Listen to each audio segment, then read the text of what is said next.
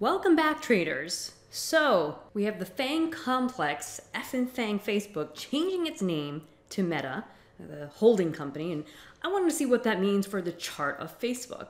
So today's Thursday, October 28th, 2021. And before we look at the charts, which it's important to remember that trading and investing can be extremely risky business. Therefore, it's your responsibility to evaluate any information, opinion, advice, or other content contained in this video. So here it is, okay? The current daily chart, every candlestick representing 1 day of price action of Facebook.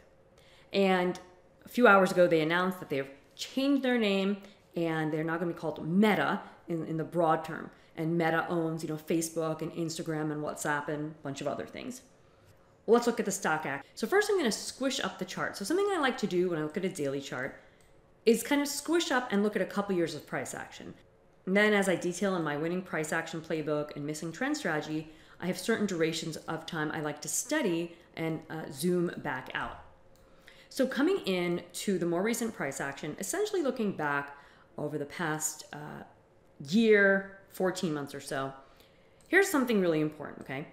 See this old top from back here from August 26, 2020? The market consolidated under that bar's range for months and months and months, right? It didn't break out until the spring. And now, for the first time in a long time, we are actually encroaching upon that level again. So old resistance, which I would have noted as blue while we were back here, now becomes potential new support. So that is an important level to monitor in the short term. Coming into the more recent price action, all right, so I'm going to look at the liftoff from that breakout low. I always look at the middle of big ranges for potential important support. And notice here, I'll move the labels out of the way.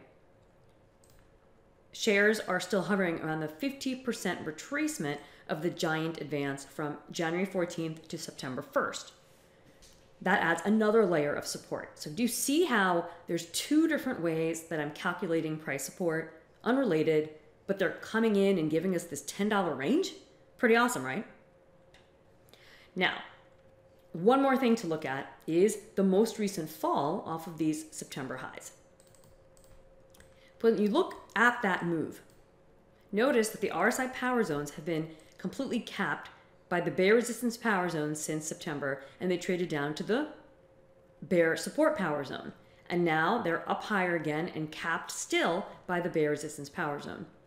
So there's very important resistance at this level right here.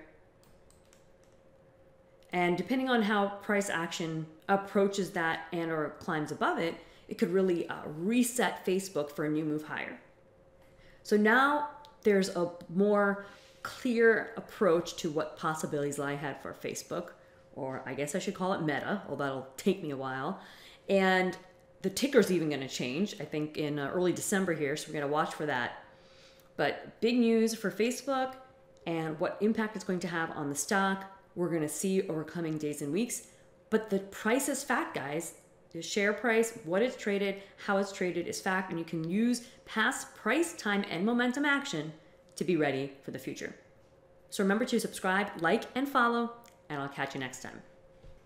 You can sign up at the link to get my hot, timely, actionable updates as soon as I publish right to your inbox.